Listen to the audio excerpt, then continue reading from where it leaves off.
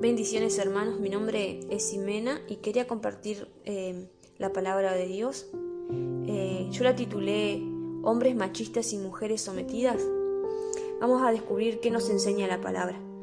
Para cada mensaje que trato de transmitir, siempre tomo en cuenta el Salmo 119, versículo 160, que dice: la suma de tu palabra es verdad y cada una de tus ordenanzas son eternas. Repito, la suma de tu palabra es verdad. Al entender esto, no podemos tomar un versículo aislado, ¿no?, a nuestra conveniencia y hacer una doctrina. Siempre tenemos que buscar más de 2 versículos que nos afirmen lo que vamos a tratar. Muy bien, entonces vamos a comenzar haciéndonos 2 preguntas. ¿Cómo es la imagen que Dios creó para la mujer? ¿Y cuál es la imagen que Dios creó para el hombre? Bueno, vamos a comenzar con la mujer.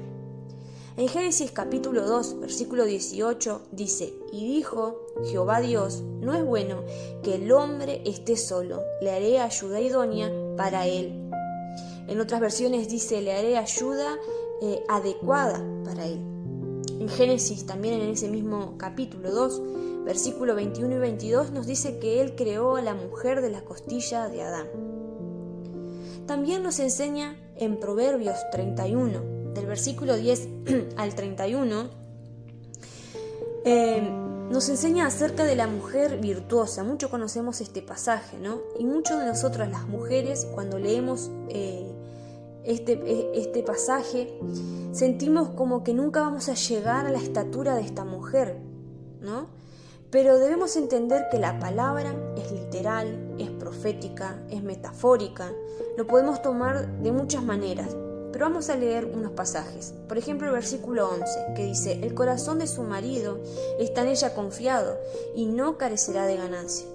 Quizás cuando leemos esto y pensamos, bueno, esta mujer es una mujer emprendedora en el ámbito laboral, pero no van solo en eso, sino que si seguimos leyendo vemos que esta mujer teje, alimenta a su familia y aún a los pobres. Dice que su lámpara aún de noche no se apaga. Y volvemos a pensar nosotros las mujeres, ¿no? Decimos, bueno, creo que esta mujer es perfecta y nunca voy a llegar a alcanzar lo que Proverbio nos enseña, ¿no? Pero fíjense en ustedes, especialmente las mujeres, que las mujeres tenemos la capacidad de tejer relaciones, ¿no? Por ejemplo, Dios nos dio el gran don de la lengua, el hablar, y en ese don Dios nos dio el don de telar amistades, ¿no? Se nos hace más fácil que quizás que los hombres, el de velar por la familia, el de alimentar no solo de pan, sino también de la palabra, que muchas veces nosotras tomamos ese rol, ¿no? La palabra también dice que no solo de pan vivirá el hombre, sino de toda la palabra que sale de la boca de Dios. Y eso es lo que hacía esta mujer virtuosa. Cuando se nos dice que la lámpara no se apaga ni aún de noche, pensamos, bueno, esta mujer no duerme, ¿no? La lámpara, lo que representa la lámpara, es el Espíritu Santo. Tenemos que tener en cuenta que la lámpara en esas épocas se llenaban de aceite. Y muy bien, creo que todos sabemos y tenemos el conocimiento que el aceite representa el Espíritu Santo. Entonces vemos que esta mujer estaba llena del Espíritu Santo. Pero ¿qué representa la noche? La noche representa los momentos oscuros de tristeza, de aflicción. Por lo tanto, ella podemos decir que era una mujer llena del Espíritu Santo, que aún en esos momentos de tristeza y dolor, ella brillaba, ella alumbraba para toda su casa y aún para los desamparados. ¿Qué más puedo decir? Hay tanto para decir de este pasaje, ¿no? Pero cuando leemos también, por ejemplo, Romanos 1:20, ¿no?, que dice: porque las cosas invisibles de Él, su eterno poder y deidad, se hacen claramente visibles desde la creación del mundo, siendo entendidas por medio de las cosas hechas, de modo que no tienen excusa. Bueno, aquí, vamos, en otras palabras, si nosotros sabemos que vamos a ser la esposa, ¿no?, de Cristo, ¿cómo nos comportamos? ¿Como la mujer virtuosa? Aquí no hablo solo de las mujeres en sí, sino del cuerpo de Cristo, ya que Él es la cabeza y nosotros seremos su esposa. Todo lo que fue creado aquí en la tierra es un reflejo de lo que hay en el cielo, y el plan que Dios creó es de una familia.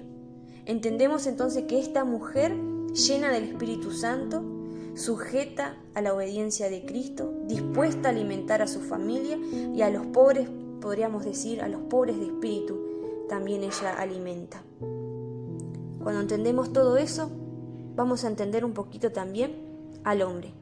¿Cómo es ahora la imagen que Dios creó para el hombre? Pensaba yo en un ser superior a la mujer, un hombre machista que no puede demostrar debilidad o incluso no se puede mostrar en llantos, ¿no? Porque sería débil ante la sociedad. Hay un pasaje que es muy cortito, pero es muy profundo, que nos enseña. Jesús lloró. La pregunta es, ¿Él dejó de ser Dios? ¿Dejó de ser hombre? No. Esto es algo muy importante que quería hacer un paréntesis, ¿no? De que se nos ha inculcado que los niños, no, tenemos niños varones, ¿no? No nos llores porque los niños no lloran. Pareciera que solo a las mujeres se les es permitido llorar. Pero haciendo un punto aparte, vamos a comenzar cómo debería ser la imagen del hombre. La palabra nos dice que el hombre fue creado del barro. En otras palabras, fue moldeado por el mismo Creador a ser imagen suya aquí en la tierra, ¿no? El hombre es la cabeza de la mujer, así como Cristo es la cabeza de la iglesia. Entonces la pregunta sería, hoy me hago bastantes preguntas, ¿no? O no tendríamos que hacer. ¿El hombre es la imagen de Cristo? ¿Cómo trata Cristo a la iglesia?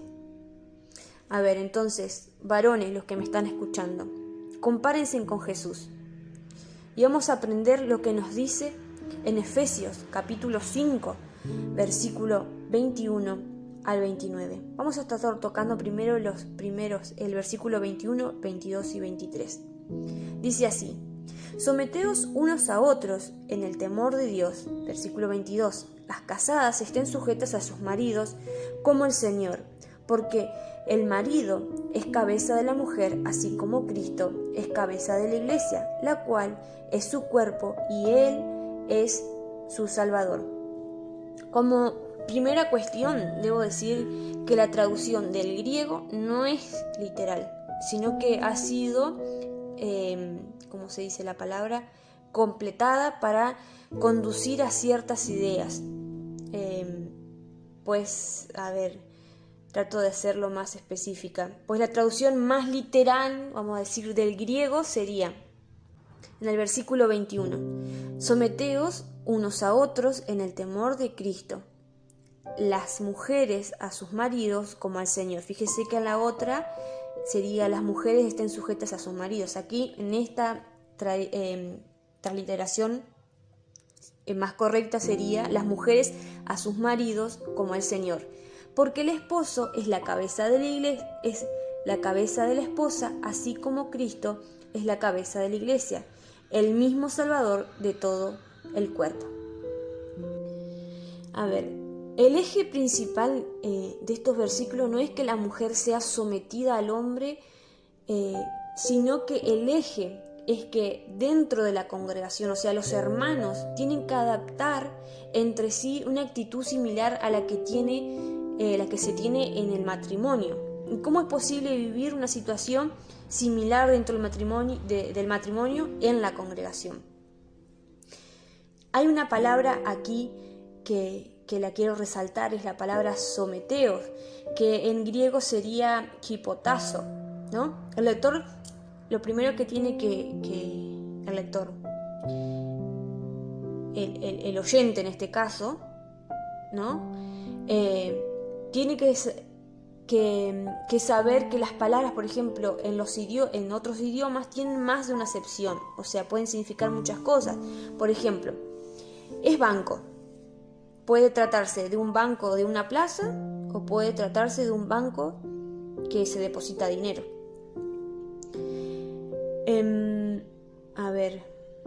quiero ser lo más específica y clara para que me puedan entender.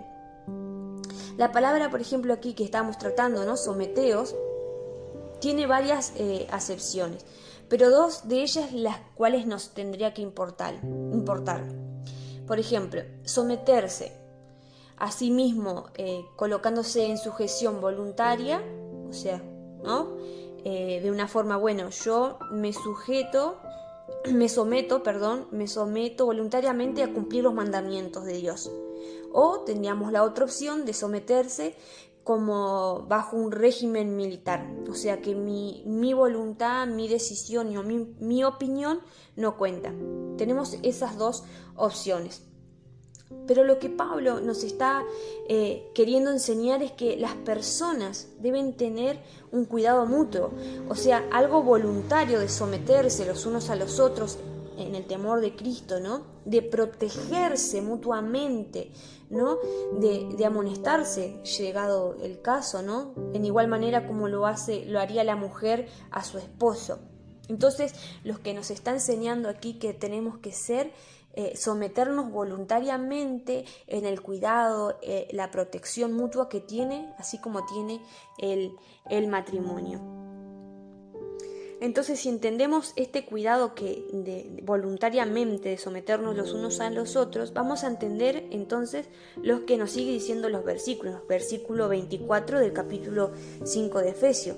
Así como la iglesia está sujeta a Cristo, así también las casadas lo estén a sus maridos en todo. Maridos, amad a vuestras mujeres, así como Cristo amó a la iglesia y se entregó a sí misma por ella, para santificarla, habiéndola purificado en el lavamiento del agua por la palabra, a fin de presentársela a sí mismo una iglesia gloriosa, que no tuviese mancha ni arruga, ni cosa semejante, sino que fuese santa y sin mancha. Así también los maridos deben amar a sus mujeres como a sí mismo, a sus mismos cuerpos. El que ama a su mujer, a sí mismo se ama. Porque nadie aborreció jamás a su propia carne, sino que la sustenta, la cuida, como también Cristo a la iglesia. ¿Entienden la gran diferencia de someterse de unos a otros voluntariamente, del cuidado, la protección, así como Cristo por su iglesia? Entonces, vuelvo a hacer otra pregunta. Varones, ¿cómo tratan a su esposa? ¿Lo hacen como el Señor? Y la congregación en sí, en general, ¿cómo están siendo ustedes? ¿Cómo estamos siendo nosotros? Entonces, teniendo en claro cómo estamos siendo nosotros, cómo está siendo el hombre, cómo está siendo la mujer, ¿qué pasa con Números capítulo 31, ¿no? Hay tantos pasajes que nos hablan acerca de las mujeres y el pueblo de Dios, del hombre. Pero yo quería tocar este capítulo, el capítulo 31. Recomiendo que lo puedan leer estos pasajes completos, pero yo se lo voy a estar acortando, parafraseando, como quieran llamarlo. En Números capítulo 31 nos cuenta cuando el pueblo de Israel ataca al pueblo de Madián, quienes por culpa de las artimañas, vamos a decir, de Balaam, hicieron que el pueblo de Israel fornicara, no sé si lo recuerdan, trayendo una mortandad al pueblo de 24.000 hombres, y cuál fue la orden de Dios, que mataran a todas las mujeres, incluso a Balaam, quienes habían hecho caer al pueblo en pecado, excepto, esto es lo interesante, lo que quiero recalcar, no debían matar a las mujeres vírgenes. Y la pregunta es, ¿qué se hacían con ellas? ¿Las trataban como objetos sexuales? ¿Como esclavas? Hay una cosa que quiero decirle.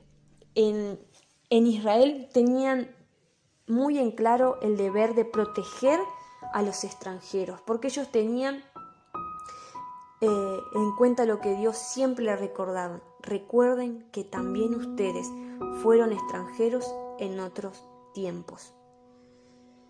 ¿Pero proteger de qué? En esa época y en esta época, en el siglo XXI, en los países, por ejemplo, como Irán, Irak, Líbano y quizás en Argentina, en Uruguay, en México, hay muchas mujeres que están desprotegidas, que son vírgenes y son llevadas cautivas, son violadas, vendidas, prostituidas, las hacen casar en otros países siendo menores. Entonces, el pueblo de Israel tenía muy en claro que debía proteger a esas mujeres de eso mismo, de las violaciones.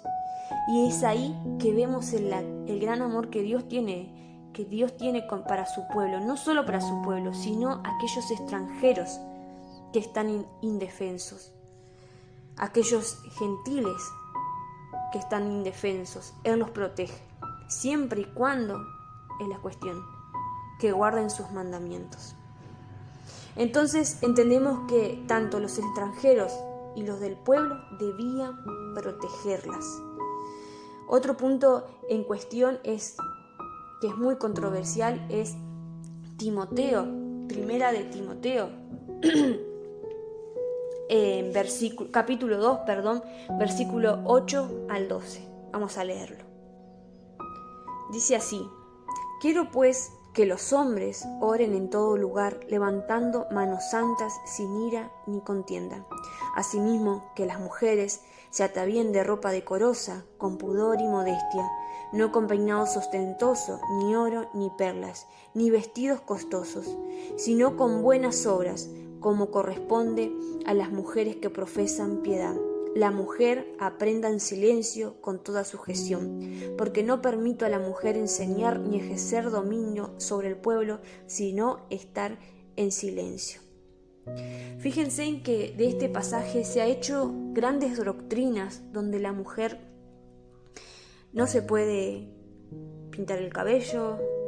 No quiero ofender a nadie, pero hay muchos aquí en Uruguay, se usa este versículo para hacer doctrinas donde la mujer es menospreciada, no se puede ni siquiera poner un brillo labial o aretes por este versículo. Pero para entender un poquito y quitar esa imagen que tienen de la mujer denigrada y dejada y el hombre tiene que ser el que domine, hay una cosa que pasaba aquí en Éfeso. Había un movimiento, vamos a decirlo como hoy lo conocemos, feminista. Sí, hasta en esa época había un movimiento feminista donde dominaba un ídolo, vamos a decir, llamada la gran diosa Diana, le llamaban así. Eso nos cuenta Hechos capítulo 19, versículo 28, donde este ídolo incitaba a la mujer a tener dominio sobre el hombre, donde se practicaba el sadomasoquismo, donde tomaba dominio y poder sobre el hombre, donde las mujeres, por ejemplo, se vestían indecorosamente, con peinados súper llamativos, con el fin de conquistar al hombre y dominarlo, y hacerlo caer en pecado, en fornicación. Y eso era lo que Timoteo apuntaba. No era que la mujer no podía arreglarse ni enseñar o que no podía opinar de nada, sino que él apuntaba a algo en específico que sucedía en esa ciudad. Entonces, entendiendo el rol que cada uno de nosotros, tanto como hombres y mujeres, podemos entender lo que dice en Gálatas 3:28. Dice que no hay judío ni griego, ni esclavo, ni libre, no hay varón ni mujer, porque todos vosotros sois uno en Cristo Jesús. Hay muchas cosas que pasan, que se escribían cartas, porque habían situaciones en específicos. Entonces sacan doctrinas, enseñan cosas y las mujeres se sienten menospreciadas y los hombres mayor. Cada uno de nosotros, así como en Gálatas nos dice que ya no hay varón ni mujer, porque todos en la fe en Cristo somos iguales, pero cada uno tiene un rol que cumplir. Como iglesia, como congregación, debemos protegernos y cuidarnos mutuamente, así como el varón cuida a su esposa, así como Cristo cuida a su iglesia. Espero que le haya sido claro este mensaje y esperemos que podamos estar ordenados para la venida de Jesús. para que cuando Él venga diga: mi pueblo se ordenó, cada uno tiene su rol. Nadie es más que nadie, sino que cada uno sabe cuál es su lugar. Bendiciones a todos, hermanos, y que Dios lo bendiga.